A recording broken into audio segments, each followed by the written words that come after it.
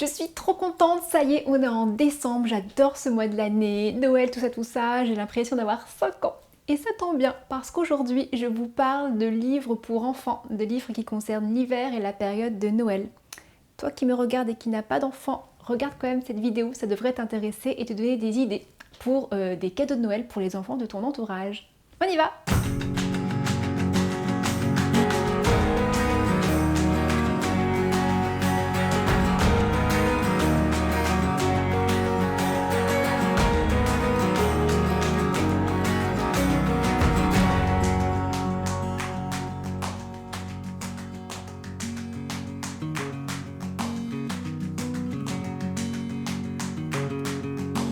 Bonjour Bella, bienvenue sur ma chaîne, moi c'est Katie, je suis très heureuse de vous retrouver pour cette nouvelle vidéo et j'inaugure un nouveau format où je vous parle de livres pour enfants. J'ai pensé vous faire peut-être une vidéo par saison parce que la vidéo d'aujourd'hui correspondra aux livres d'hiver, sur la thématique de l'hiver, et ça pourrait être intéressant de vous emmener au fil des saisons des lectures de mes enfants. Vous le savez, si vous avez regardé ma vidéo sur vivre en studio avec 2 enfants, nous sommes dans un mode de vie qui est plutôt minimaliste et ce minimalisme s'applique aussi à nos enfants, ce qui fait qu'on a fait le choix de ne pas avoir trop de jouets pour nos enfants, enfin en tout cas pas des montagnes de jouets, juste ce dont elles ont besoin. Mais il y a un domaine dans lequel on n'est pas du tout minimaliste, ce sont les livres, car la lecture a une place très importante au sein de notre famille, on aime beaucoup ça, et comme moi je suis une grande lectrice et que j'ai aussi beaucoup d'expérience dans les métiers du livre, j'avais vraiment à cœur de développer cette passion avec mes enfants, et je dois dire que c'est sûrement leur activité préférée. Donc aujourd'hui, je vous présente une petite sélection Noël et hiver.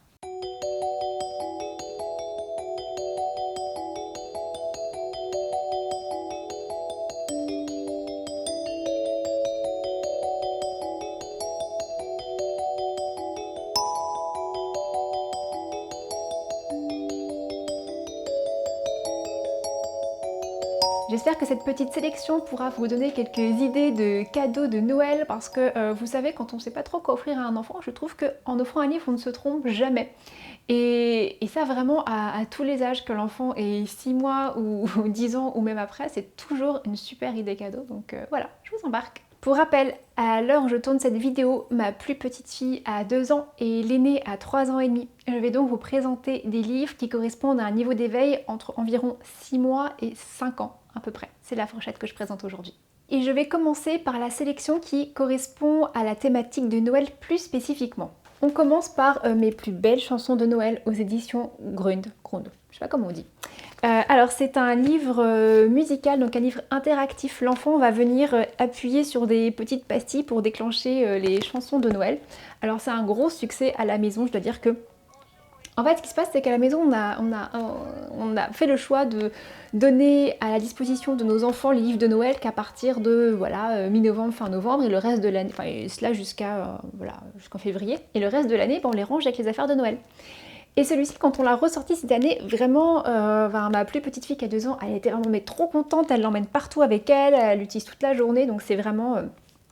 un gros succès. Et de manière générale, je vous conseille vraiment les livres musicaux et les livres interactifs pour les petits, voilà, entre 6 mois et 2 ans, c'est toujours un gros succès. Nos filles, elles en ont vraiment plein sur toutes sortes de thématiques. Bon là, c'est des chansons de Noël, mais ça existe aussi avec... des bruits, des sons d'animaux, tout ça, voilà, globalement c'est voilà, ça fait un carton, vous ne pouvez pas vous tromper avec les petits quand vous prenez ce type d'ouvrage. Donc celui-ci, ça correspond vraiment aux chansons de Noël. On a 6 chansons, donc 5 en français et une en anglais. La qualité musicale est pas trop mal, voilà, en tout cas ça plaît beaucoup à la maison. Et j'en profite dans le même esprit pour vous présenter un autre livre sonore qui est L'hiver en fête. Alors, il s'appelle L'hiver en fête, mais il correspond vraiment à une thématique de Noël.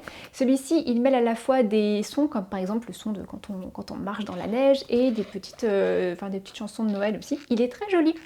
Et ce que je trouve intéressant voilà, dans cet ouvrage, c'est qu'en fait souvent les livres pour enfants, les livres musicaux, les illustrations sont un peu bof. Bon, alors... c'est vrai que le goût des enfants, le goût esthétique n'est pas toujours celui qui correspond aux parents, hein, voilà, c'est toujours une différence, mais quand même, celui-ci, il est très mignon. Les illustrations sont à la fois colorées et très très mignonnes, voilà, et donc l'enfant vient appuyer sur petit oiseau. On passe maintenant à ce qui a été sûrement le plus gros coup de cœur de mes enfants pour les livres de Noël, c'est le Noël de Balthazar aux éditions Hatier Jeunesse de Emma Kelly, Marie-Hélène Place et Caroline Fontaine-Riquier. Alors cet ouvrage, ça a été un tel succès qu'en fait on l'a gardé toute l'année avec nous et que même en plein milieu du mois d'août, les filles le réclamaient. Donc vous voyez, il a tellement été lu qu'il a été complètement rafistolé, il a été grignoté, il y a des morceaux de scotch partout, voilà. Mais voilà, on a un amour incommensurable pour ce livre à la maison. Si vous ne connaissez pas les livres de Balthazar, sur la thématique de Balthazar, ce sont des ouvrages qui sont inspirés de la pédagogie Montessori, qui mettent voilà, l'honneur, la prise d'autonomie chez les enfants, l'indépendance, tout ça. Et en fait, bon, cette collection de Balthazar, elle est surtout connue dans la collection Bébé Balthazar, qui est, voilà, ce sont ces petits ouvrages-là, qui sont vraiment très très bien faits, avec des illustrations qui sont adorables. Mais alors, bon, nous, nos filles, elles ont vraiment grandi, donc on est passé à Balthazar quand il est devenu plus grand, voilà. Et donc dans cette histoire, donc Balthazar il a un doudou qui s'appelle Pépin, mais qui est un doudou qui est animé, qui est vivant. Et on est en plein mois de décembre et Balthazar il va offrir un cadeau à son petit compagnon Pépin et Pépin va offrir un cadeau à Balthazar, mais aucun d'eux n'a de l'argent. Ils vont donc se rendre chez Monsieur Merlin pour, voilà, pour voir dans sa brocante ce qu'ils vont pouvoir trouver pour l'un pour l'autre. Et donc c'est un très joli livre où il y a à la fois du mystère, voilà, de la solidarité, de l'amitié, la féerie, donc voilà, ça fonctionne très très bien. Et ce qui est chouette aussi, c'est que le texte est relativement court, et c'est important de le souligner parce que les enfants, voilà, en tout cas les filles qui ont 2-3 ans, si les histoires, enfin si le texte est trop long, elle va avoir tendance à passer à la page suivante un peu trop vite. Donc voilà, celui-ci il a pile la bonne longueur, les illustrations sont très jolies, voilà, l'histoire est vraiment passionnante. Donc voilà, le Noël de Balthazar, je vous recommande à 2000%. Pour le niveau d'âge, je dirais que c'est adapté entre 2 et 4 ans. Alors l'an passé, on le lisait déjà et ma plus petite fille avait que 1 an et elle l'aimait déjà beaucoup. Voilà, ça dépend vraiment de vos enfants. Mais voilà, globalement, je dirais que c'est un niveau d'éveil entre 1 an et demi et 4 ans, on va dire. Cette année, comme nos enfants adorent Balthazar, on leur a pris un calendrier de l'Avent. Et donc ça va être la surprise, elles ne l'ont pas encore vu. Donc je ne sais pas si ça va leur plaire, mais alors il est super joli. Il s'ouvre comme ça et en fait il y a une mini histoire à l'intérieur tous les jours jusqu'au jour de Noël. Donc voilà, j'ai bien hâte qu'on regarde tout ça. Je passe maintenant au merveilleux Noël de Plume de Rebecca Harry aux éditions Grund. Alors cet ouvrage, c'est vraiment mon coup de cœur à moi, il est absolument magnifique. J'avais craqué dessus quand ma fille n'avait que 5 mois. Et alors évidemment c'était bien trop tôt parce que à 5 mois, ce type d'ouvrage n'est pas du tout adapté, notamment parce que les pages sont pas du tout cartonnées, ce sont des vraies pages assez fines, donc ça demande quand même une manipulation assez fine, d'avoir un petit peu de dextérité, ce qui n'est pas le cas chez les enfants de 1 an, ou voilà, en tout cas, faut attendre un petit peu. Mais alors cette année, c'est vraiment super, les filles elles ont 2 et 3 ans, donc elles sont vraiment dans un niveau d'éveil qui leur permet vraiment de pouvoir accéder à cette histoire. Et alors, celui-ci, vraiment, les illustrations sont de toute beauté. C'est l'histoire de Plume, ce petit lapin blanc qui écrit une lettre au Père Noël et qui lui demande pour seul cadeau un ami. Et comme elle va poster sa lettre trop tard, elle décide de la porter elle-même, cette lettre au Père Noël. Et pour cela, elle va traverser la forêt argentée. Et alors c'est très joli parce que donc effectivement c'est la forêt argentée et dans l'histoire tout est très scintillant. Donc je ne sais pas si vous voyez à l'écran, les illustrations sont toutes argentées, ça brille, donc les enfants adorent.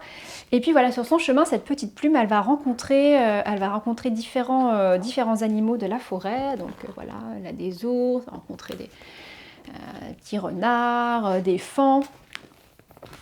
Et puis voilà, elle va vivre une merveilleuse aventure jusqu'à la maison du Père Noël.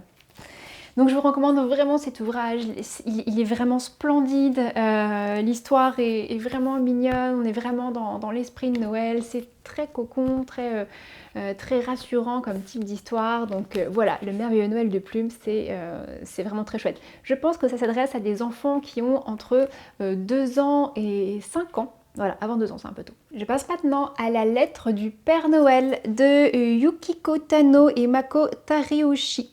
à l'école des loisirs. Alors cet ouvrage, il n'est pas tout récent, c'est un ouvrage qui a des années 90 je crois, donc il est possible que les parents qui lisent cette histoire la connaissaient déjà dans leur enfance, je trouve ça assez mignon. Et celle-ci c'est un gros succès à la maison. L'an passé, les filles vraiment nous le faisaient lire genre, tous les soirs.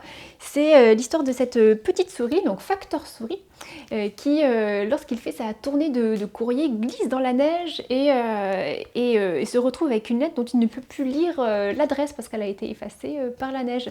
Et donc, à l'aide de tous ses petits amis, ils vont essayer de deviner à qui appartient, à qui il doit livrer cette lettre, parce qu'en fait, c'est une lettre qui a été écrite par le Père Noël, donc c'est très très important. Donc voilà, c'est vraiment adorable, les illustrations sont vraiment toutes mignonnes, l'histoire est pas trop longue, alors quand même, il y a plus de texte que dans le Noël de Balthazar par exemple, donc ça donne un petit peu plus d'attention pour les enfants. Et je pense que vraiment ça s'adresse à un âge entre voilà, 2 ans et même je dirais jusqu'à 5-6 ans, cette histoire peut être lue, je pense que pour tous les enfants en maternelle c'est tout à fait adapté. Mais quoi qu'il en soit, voilà, on le lisait déjà l'année dernière, notre fille qui avait 1 an, elle l'aimait beaucoup, donc voilà, il n'y a pas des règles hyper strictes hein, pour les livres pour les enfants, voilà, c'est aussi un feeling. Donc voilà, pour les histoires de Facteur Souris, donc la lettre du Père Noël, une très très belle histoire. Je passe maintenant à la sélection de livres qui est plus dédiée à l'hiver, donc on est plus sur la thématique de Noël plus précisément, mais plutôt voilà, sur l'hiver de manière générale. Et le premier livre que j'aimerais vous présenter, c'est Les Bons Amis. Donc il a été écrit par Gerda. Non, ce sont des images de Gerda sur un texte de Paul François, sur un thème plus ancien de Feng Yicun. Bon. Il est à la collection Père Castor. Alors, la collection Père Castor, vous la connaissez sûrement, on en avait quand on était enfant. Alors moi, personnellement, quand j'étais petite, j'adorais Roule Galette et mes enfants l'aiment aussi. Donc je suis très contente de pouvoir raconter des histoires du Père Castor à mes enfants.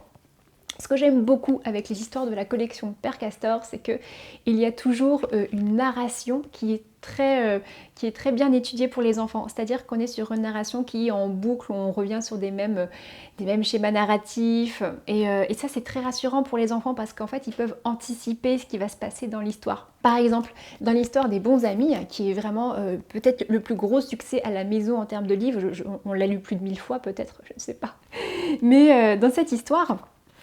on retrouve encore un petit lapin, il y a toujours une histoire de lapin, une histoire d'enfant. Ce petit lapin, voilà, il veut sortir pour aller chercher quelque chose à manger, il neige, il fait très très froid, et puis il va trouver 2 carottes, et donc il va en manger une, et comme il n'a plus faim, il va décider d'aller rapporter cette carotte à son petit cheval, le voisin. Donc il va chez le petit cheval, mais en fait le cheval n'est pas là, donc il laisse la carotte et il s'en va. Et donc après on suit l'histoire du petit cheval qui quand il rentre chez lui, en fait il a trouvé la carotte mais lui-même a déjà mangé, donc il va apporter la carotte chez le mouton ce voisin. Donc voilà, donc il y a une boucle comme ça entre les animaux et à la fin donc la carotte revient chez le petit lapin qu'il avait lui-même eu au début. Donc cette histoire elle est vraiment très très mignonne, elle a donc ce schéma narratif que les enfants aiment beaucoup. Et moi, ce que j'aime beaucoup, c'est le style des images. Alors, on est vraiment sur un côté très rétro, très vintage. Alors, d'aucuns pourraient dire que c'est un peu vieillot, voilà, peut-être. Mais moi, j'aime beaucoup cette esthétique que je trouve assez rassurante, très cocoon, très... voilà, c'est un style à l'ancienne et je trouve ça bien que les enfants aient accès à différents types de graphismes. Voilà, là je vous ai montré des choses un peu plus modernes, mais voilà, cette esthétique-là, elle est vraiment chou. Moi j'adore, voilà. Donc voilà pour les nostalgiques des histoires du Père Castor qui aiment le style rétro. Cet ouvrage est vraiment chouette. Je dirais qu'il s'adresse à des enfants entre 1 an et 4 ans, voilà, pour une fourchette un petit peu large. Moi, ma plus petite, elle l'aimait vraiment quand elle était déjà très jeune, hein, vraiment même pas à 1 an. Donc voilà, super ouvrage. Alors, je passe maintenant à L'Enfant, la baleine et l'hiver de Benji Davis aux éditions Milan. Alors en fait cet ouvrage c'est la suite d'un premier tome qui s'appelle L'Enfant et la baleine que mes enfants avaient eu en premier lieu et donc ça c'est le tome 2. Donc en fait on suit l'histoire de Noé qui est un petit garçon qui vit avec son papa et leurs 6 chats. Et ils vivent au bord de la mer, le papa est pêcheur, et puis un jour, Noé, il retrouve une baleine échouée sur la plage. Ça, c'est ce qui se passe dans le premier tome. Et donc, il va ramener cette petite baleine chez lui, il va s'en occuper, et puis un jour, avec son papa, ils vont devoir la remettre à la mer. C'est une très très jolie histoire. Et dans le tome 2, on retrouve Noé et en fait il part à la recherche de son papa qui s'est perdu en mer et il va être aidé dans son périple par la petite baleine qu'il avait sauvée l'été dernier. Donc c'est une très belle histoire. Nous à la maison on aime beaucoup ces ouvrages. Il y a une très jolie esthétique dans les images. Je trouve qu'il y a une ambiance un petit peu côte écossaise comme ça que j'ai rarement trouvé dans d'autres ouvrages. Et puis le texte est assez poétique. Encore une fois, il y a assez peu de texte, donc c'est très très adapté aux enfants qui, voilà, les petits ont du mal à capter, on a du mal à capter leur attention trop longtemps. Et puis là vraiment le texte est vraiment pile adapté à leur attention. Et voilà, sachez qu'il existe un 3e tome.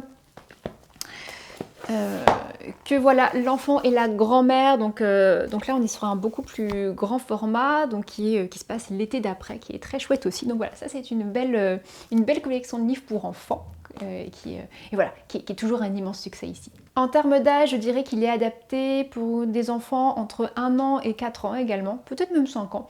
En tout cas, ici, ça a été un succès dès le départ, dès les 1 an. Donc voilà, n'hésitez pas à les offrir assez tôt. Et enfin, le dernier ouvrage que j'aimerais vous présenter, qui est très différent des autres, c'est Polaire, l'ours solitaire.